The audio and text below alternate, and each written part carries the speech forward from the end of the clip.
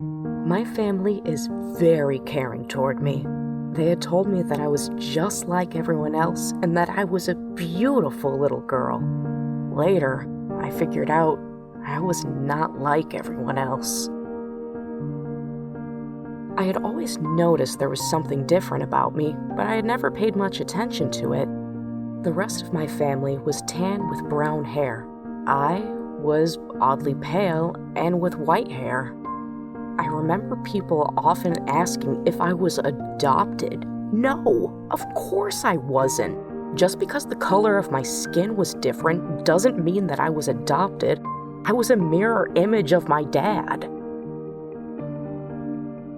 That's when my insecurity started. My heart would twist every time somebody would ask me about my skin tone. Why would people just walk up to you and say that? During the majority of my early life, I was homeschooled. I didn't start going to public school until I was in 4th grade. My mom said it would be better that I start making friends, but I didn't agree with her.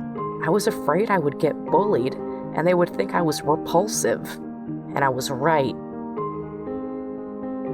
I remember walking into the classroom and everyone's eyes turned directly toward me. I gave them a bright smile, but nobody smiled back. Later that week, I was sitting in my seat getting ready for lunch. I then noticed a girl with dark brown hair and golden brown eyes staring directly at me. Her name was Lila.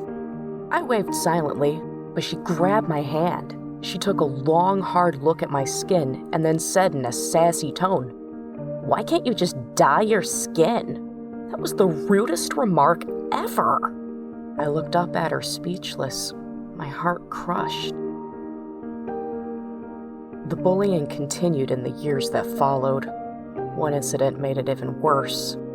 My little brother was playing around in the house one night. I didn't realize he had a pair of scissors in his hand until it touched my head. My stomach dropped when I heard the blade slicing through my hair. When I saw my beautiful long hair on the floor, I was horrified. What was left on my head was so short, it didn't even reach my cheeks.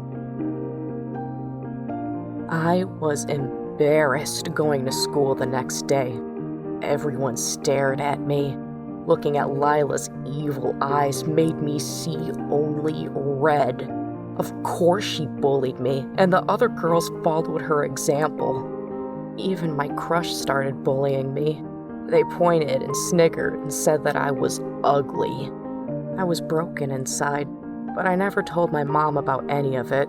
She would never understand what I was going through. Then, the bullying became physical.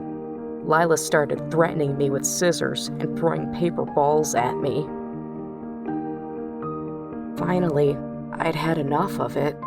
I cried as I told my mom about the bullying in school, worried that it would upset her, but also relieved to finally tell someone about the torment I was going through.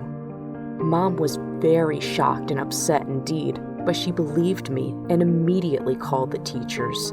Lila and her friends all tried to play innocent, but the teachers checked the cameras and they were caught. They got suspended for a whole week. When I started going to high school, my crush finally apologized and said that Lila forced him to hurt me. That made me dislike Lila even more. The relationship between him and I grew stronger. I really wanted to ask him out, but struggled with the fear of rejection for a while. Eventually, I told myself to just do it, and guess what? He said yes!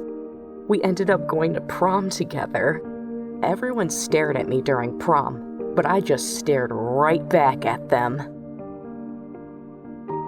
Later that night, after prom, I looked up some albino role models.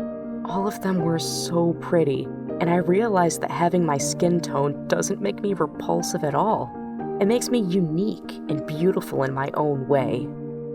If you have any disorder that makes you feel left out, you'll find yourself sooner or later. I just know it. Feel proud of yourself, no matter what.